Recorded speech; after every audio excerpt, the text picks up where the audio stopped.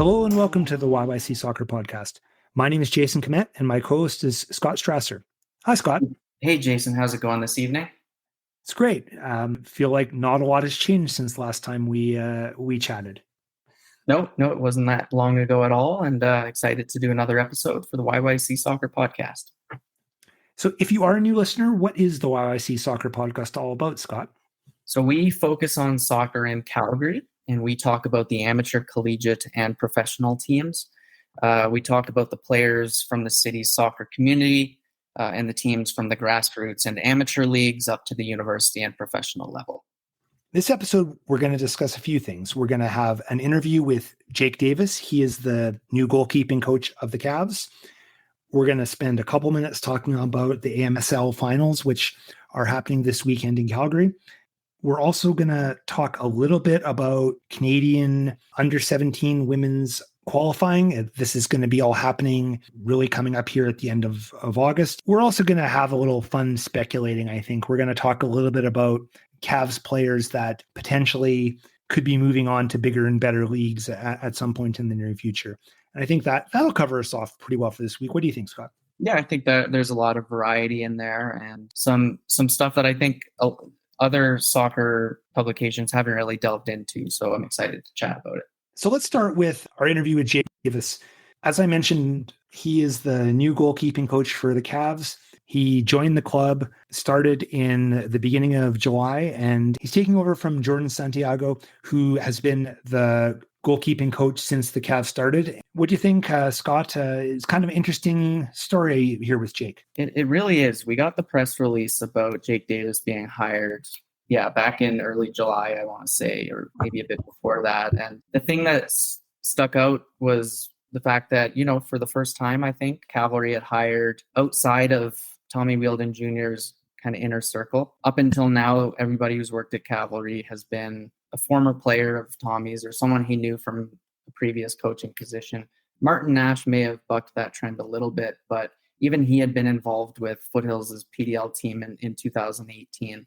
So Jake Davis was different in the sense that he didn't appear to have any prior connections to either Calgary or the CPL or Foothills or Tommy Wheeldon Jr. So it was, he definitely must have impressed in the selection process and given a really good interview. And we had talked about that a little bit, you and I, and you thought he would make a great guest on the podcast. And you're definitely right about that because it was a good interview. Yeah, his whole story, I think, is really interesting. And we'll let the interview run and he'll explain a bit more. But there haven't been very many American coaches that have come up to Canada in the CPL. So that's interesting. And also the other thing is he's a pretty experienced coach, but he's still a pretty young guy overall. So has an interesting career path so far. And he is still a few years short of 30, I believe. Yeah, he mentions that in the interview. He's 27 years old. His coaching career up until now has been kind of scattered throughout the United States. He's from the Boston area, but he's coached in Texas and he's coached in Virginia. So I'll kind of let him say the rest. Thanks to Jake for being willing to be interviewed by us. Let's run that interview now. I'd like to welcome Jake Davis to the podcast. Jake has recently signed on as the new goalkeeping coach for the Cavs. Welcome to the podcast, Jake, and welcome to Calgary. Thank you so much, Jason. I appreciate being on. So can you give us a little bit of a recap of your background and career thus far? I know there was some things listed off in the press release, but why don't you just walk us through your soccer career so far? Yeah, so I grew up in the States and I began coaching pretty young. I was never a top-level player, but I knew that I wanted to coach pretty young. So I started coaching in the States pretty early on, when I was finishing up school around 20 years old. I coached in Boston for a little bit where I was from. And then I went to Virginia from there. I was in Virginia for 3 years. I then went to Connecticut for 2 years and then Texas for 1 year. So throughout those times, I saw a lot of different stuff. I saw youth, I saw pro, I saw girls, I saw boys. So it was a good experience, and it's kind of all led me to this. And when we speak about this, Jake, can you elaborate on how you found out about Calgary's goalkeeping coach position opening up, and what attracted you to the prospect of working in Canada and the CPL? Yeah, it was a really, really interesting process. Tofa was the first one that had contacted me.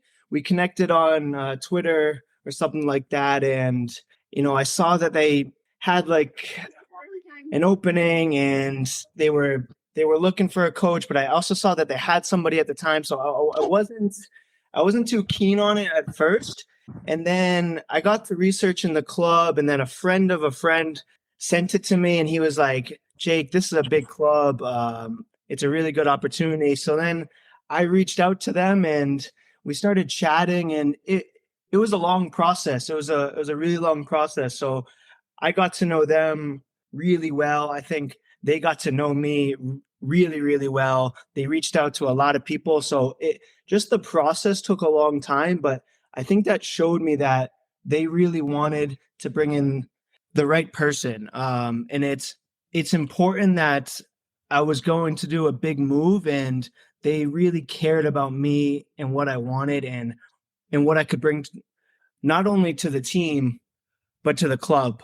That was really important for me. So at first, I wasn't too keen on it. And then I got to my research, and I'm like, this is a big club. And, I'm glad that I went for it, for sure.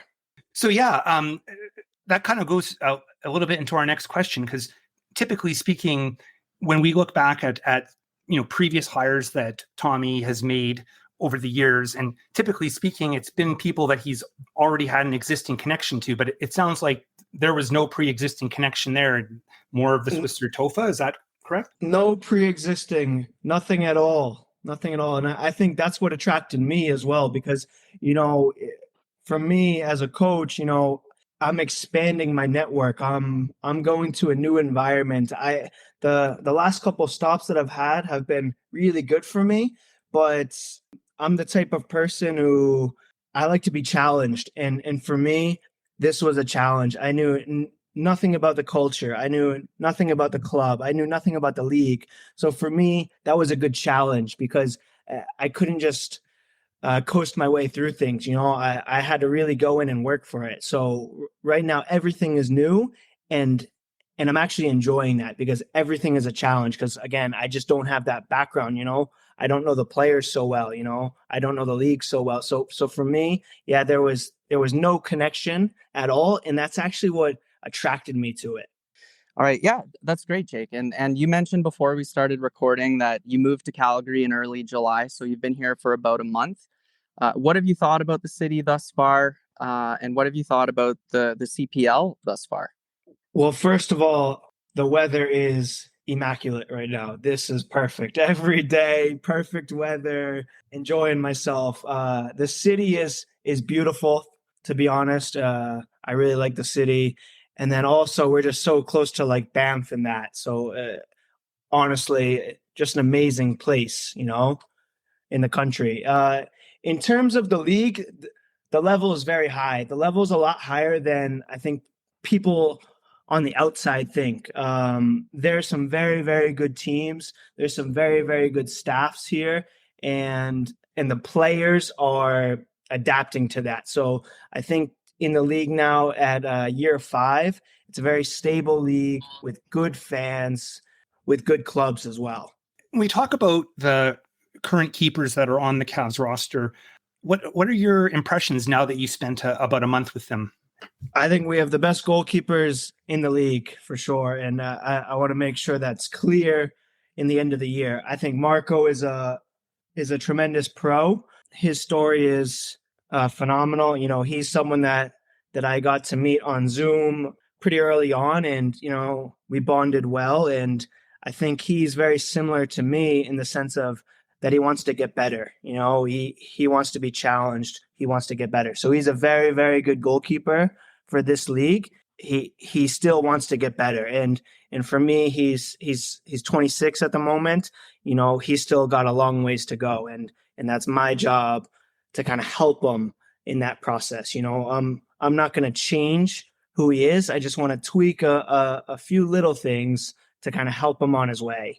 Sterling Kerr is again a very good goalkeeper, young kid who's done well And then Joseph Holiday, again, is a young boy who I see a lot in. I see a lot in, and he's got this arrogance about him that I really just love as well. So them three have been top level, to be honest. It's been really enjoyable, and I think they're starting to see, okay, in our training habits now, what's going to pay off.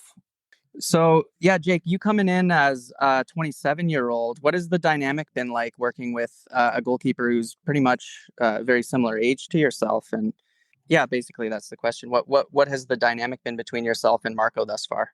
That dynamic's been good. That dynamic's been really, really good. And I think having a good pro really helps in that. I think Marco knows that I'm here for him. You know, that's my main responsibility is that I'm here for him, and I challenge him in the right ways. He challenges me in the right ways, and I think we both get better because of that. And you know, you can look at age as one thing, but it's really about experiences. And I feel very fortunate over the last 5 years or so that I've banked up a lot of good experiences, and now I can help him with those experiences. And he has his own experiences, and he can share those with me. So we work really, really well as a group. I wanted to ask about with the backup keepers. You have both Kerr and Holiday available, but it seems like Kerr has been the number two and been traveling with the team for the most part. And then I know Holiday has played more like in the League One and that sort of thing. Is there a plan regarding that? Like, is that sort of how they fall into the depth chart, or what about, you know, getting game minutes and that sort of thing? Yeah, that's a good question. And that's something that I want to look at long term as well. Is everyone needs games, you know, like we can train as much as we want, and that's going to help them. But the real feedback is in the games. So it's really important that we have a plan for everybody, you know, those three. And then we have some younger boys as well. So for me, I have to have a plan for everybody. So we're looking at every avenue of how can we make the goalkeeping group as strong as we can. So yeah, Joe's been really fortunate so far that he's banked up a lot of games. I think Sterling's done well, so he's been traveling with us. But again, he needs games. So it's important that we find that balance for sure. Like your overall ambitions, Jake, and your career plan, and looking at the places you've been, and like you mentioned, you're an ambitious guy, and you're here as it's a challenge. I'm just curious if you see this as kind of like a long-term stop, or if it's something that you could see being an experience and then moving on maybe to another team in the States, or if you've really taken to Canada thus far. I know it's been a very short time that you've been here, but... Yeah, mate, to be honest, I love Canada so far. So, you know, in terms of staying here, I have a plan for myself. And I think looking at like 3 to 5 years kind of makes sense in terms of like a coaching role, but things change very, very quick. So that doesn't mean that I couldn't stay for 10 years. And that doesn't mean that if something pops up, you know, I'm not always kind of like having an eye for what's right. But for me, I think I'm in the perfect spot right now. I wouldn't want to be anywhere else in the world. So I'm very, very happy here. And, you know, this is going to be a process for the club, and it's also going to be a process for me. So I'm really excited about these next few years here and trying to build something for sure. Trying to win, like I think that's the most important, but then trying to build something here as well. Thanks a lot, Jake. Thanks for coming on and talking about your career and your time with Cavalry. You're traveling with the team every week, so on road trips, and you're on the bench. Like, we can't really so my see first game what's on the bench. Pacific away was my first game, and that was an amazing experience, right? So kind of winning that game on the road, that was a huge win for us. In terms of the bench, to be fair, I think we have a very good staff. I think we're all a little bit different, and I think that helps us, you know? I think Tommy really wants the feedback as well. So he's a very open coach, and he looks to us as a staff a lot. He really trusts his staff. And again, that's something that I could tell right away. And again, for me, I'm not a yes man. So I kind of needed that, and he likes that as well. Sounds good. And you get a chance to see the country then too, because I don't know how much time you spent in Canada previously, but you're gonna walk a lot of air miles.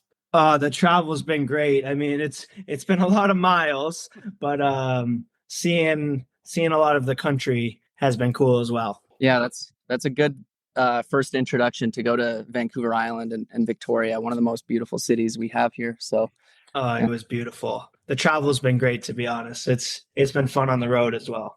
that's great. Well, thank you so much, Jake, and once again, welcome to Calgary. We hope you just enjoy your time here. Yeah, I'm glad we were able to get you on. I thought as soon as I sort of started, reading about some of your, reading about your background and stuff, I thought, well, geez, there aren't very many American coaches that come up here. So that's true. That is true. It's a great league. I think it's going to grow a lot. It's a really good league. I think the standard is a lot higher than what people think. And I think once we can sell some players, I think we'll see that. We really appreciate it. And yeah, all the best. I appreciate it, you guys. Thank you so much. Thanks again to Jake Davis for stopping by and doing the interview. As I mentioned earlier, I think he's an interesting guy. He seems like very motivated and ambitious, and I'm curious to see where his career goes. Yeah, he was pretty upfront about the fact that he sees his time with Calgary as a 3 to 5 year project. It's for him, probably an adventure and an experience to move to a new country and experience a different culture from everything he's experienced thus far. He's definitely ambitious. It's interesting. His arrival has coincided with a very good run of form for Calgary. So maybe he's been their good luck charm for the last month or two. Perhaps. The one thing I want to mention now that we've run the interview that I thought was really interesting is how he found the appeal of it being all unfamiliar. Like the whole idea that he doesn't know anybody in Canada. He doesn't know the players. He doesn't know the coaches. And, what a great opportunity to build up his network in this part of the world. And I thought that was a really interesting thought process and career planning on his part. I think it's actually really smart. Being an old guy like myself, the value of a network can never be understated. So I think he's on the right track there. So anyway, we'll keep in touch with Jake and keep monitoring his progress. But yeah, thanks again for taking the time to be on the podcast. Next topic here we want to talk about, Alberta Major Soccer League is having their championship weekend, their playoff weekend in Calgary this upcoming weekend. The semifinals will be played on Saturday at the Soccer Center. There'll be 4 matches played, the men's semifinals and the women's semifinals. The next day on Sunday, the final matches will be at Broadview. And I don't think as of our recording this, we have all the details of exactly the matchups, the times and everything, but the 4 participants on the men's side, Edmonton Scottish, Edmonton Green and Gold, Callies, and the Cavs U21 club. Of those clubs, I think it probably would be worth mentioning that Scottish just dominated in the north. They had a record of 10-1-1 this year, so they were really, really dominant. And Callies was able to nail down first place in the South Division. So we'll have those 4 teams going at it on the men's side. And on the women's side, the 4 participants are Northwest United, St. Albert Impact. I think that I have to claim a bit of ignorance in regards to the details of this, but it is some combination of the St. Albert Impact team that we know and another club.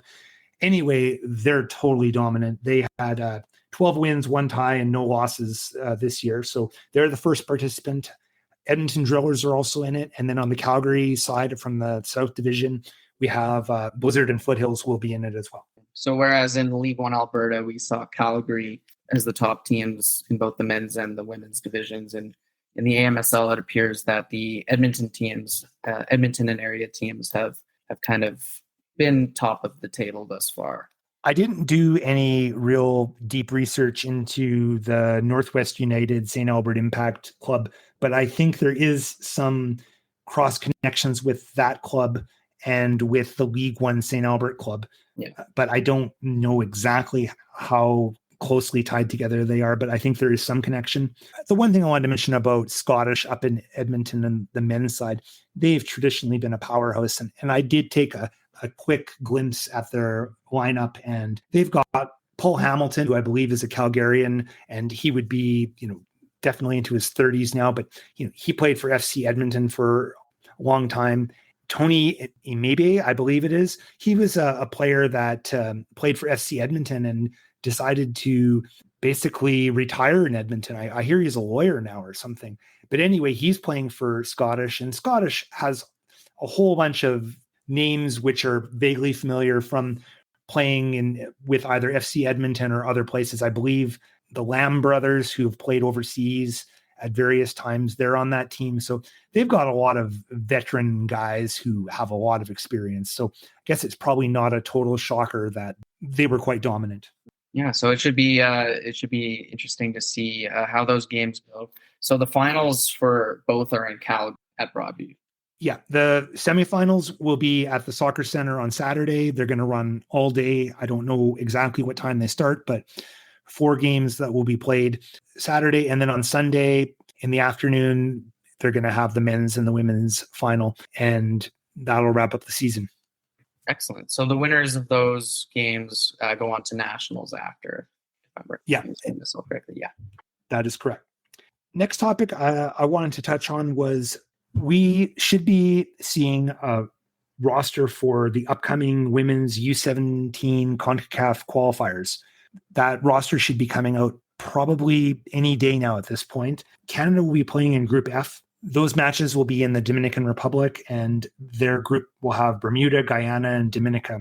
Honestly, I don't know exactly what you need to do after you hit the group stage to advance to the World Cup. I just know that there are, I believe, 2 CONCACAF spots up for grabs in the end. This is all happening here at the end of the month. I think the main thing that I wanted to mention is we can expect to see probably at least a name or 2 from the Calgary area on this team. And I think it seems like she is becoming almost mentioned on a weekly basis on our podcast, but I think it's pretty safe to assume Kaylee Hunter from the Blizzard and the Whitecaps will likely be one of those players.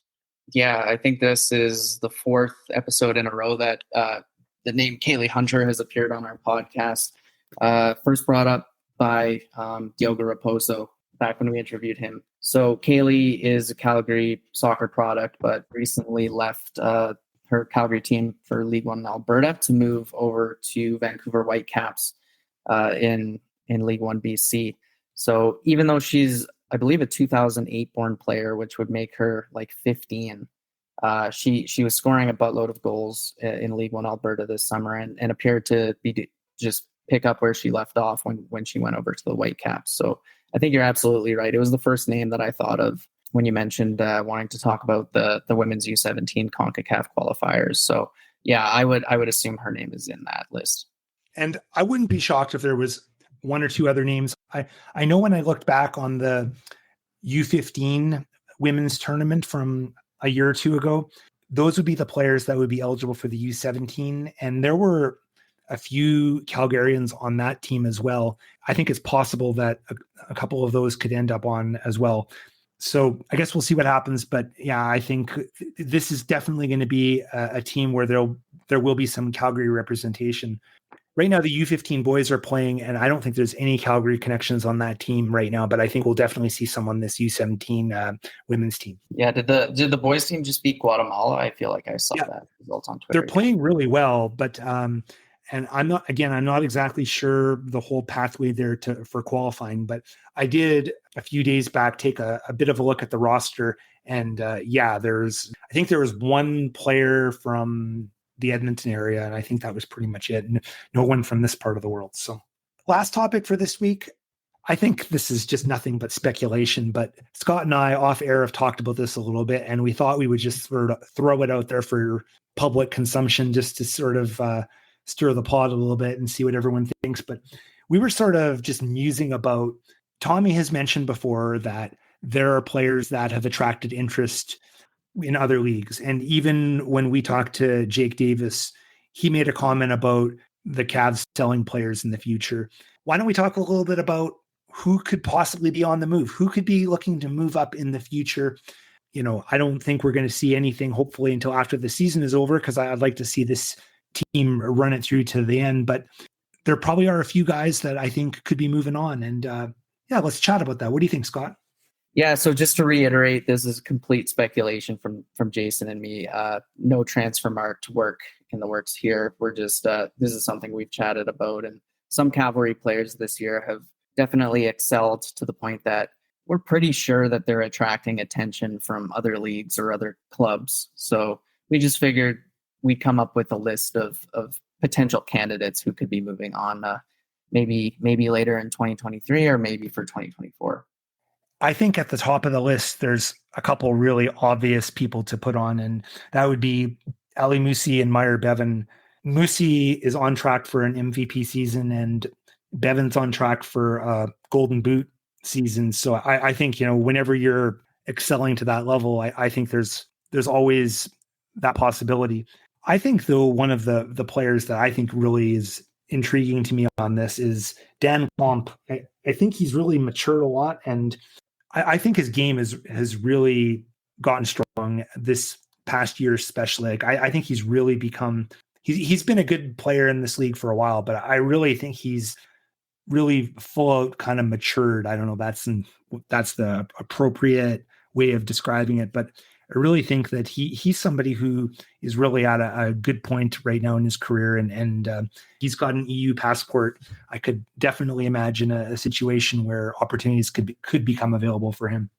Yeah, he's had exposure to that before, right? Through the top division and the second division in the Netherlands, which is where he's from.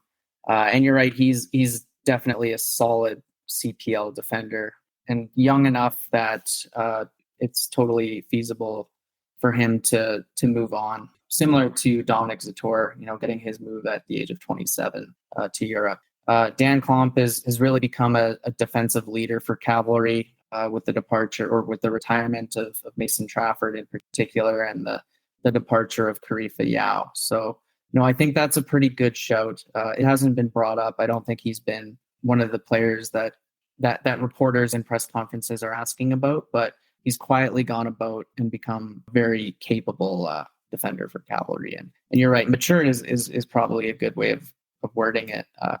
He really is like their main kind of leader in the back four. And I think he pretty much starts every game if he's fit.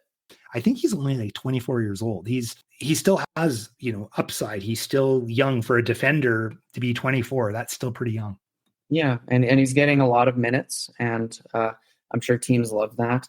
Yeah, like you say, he's kind of a full package. He can score, he can defend, he can score, he can make plays from the back. So he'd be one that Cavalry would hate to lose. But I think you're right in the sense that he probably has the potential and he has the ceiling to move on at some point and maybe return to Europe or maybe look for a move south to MLS. The other player I think we would be remiss to not mention is Gauthier Natigne. Man, this guy's got skills, but I really kind of actually hope that he sticks around for a little while longer in Calgary. I think another full year here probably would help him sort of mature and round out his game. But yeah, I wouldn't be shocked if some team just saw all that raw ability and that speed and wanted to sign that up. Mm-hmm. I think, when Jose Escalante left, I remember thinking, oh, that is a big hole to fill. And Gauthier Natigne, who had played a little bit this season and last season, he just kind of saw that as his opportunity, and he's really run with it and made that left wing position his own. He gets on the ball, honestly, maybe more than any other player, and he just runs at his defender every time he gets it. But he's also shown ability to link up with his central midfielders or with his strikers and get the odd assist or two. So yeah, he's another one who there's still, I think, the final product in terms of he always gets to the byline. He always seems to get around his man, but sometimes that cutback doesn't reach the center forward. So there's still a little bit of development needed on his part. But yeah, you're right. With another year in the CPL, I see this guy moving somewhere else. Yeah, I like the comment you made about he's been able to create as well. Like, he has gotten some assists this year. It's not just as simple as it's always just him taking the ball and scoring. He's been able to set up some other players, which I think that's a really positive sign for somebody who's this early in their career. And with his skill set, I think it would be really, this is me who, never played competitive soccer in my life, but it seems to me like if you have all of that athletic ability and all that skill, especially when you're younger, it would just be so easy to kind of try and want to do everything yourself. But he already seems to understand about the need to pass and dish it off when it works out. So I don't know. That's just something as a very non-player perspective I've noticed, and it's kind of impressed me. Yeah, I think there was that one play several games ago where he just dribbled by two defenders. He didn't do a fake or anything. He just kind of flat-footed them and carried the ball all the way down the left wing, cut in and cast when he probably should have shot. So there may even be a little bit of the opposite of that selfishness occasionally. So when he gets to a point where he's shooting when he should shoot and passing when he should pass every single time, he's going to be such a weapon. All right. Well, I think we're going to wrap up this episode. Don't forget, the Cavs play York United this weekend on Sunday at Spruce Meadows. Thank you for listening to the YYC Soccer Podcast. You can subscribe to the podcast using all the usual platforms. You can head over to our website at yycsoccer.com for more information about how to subscribe or to leave a question or comment.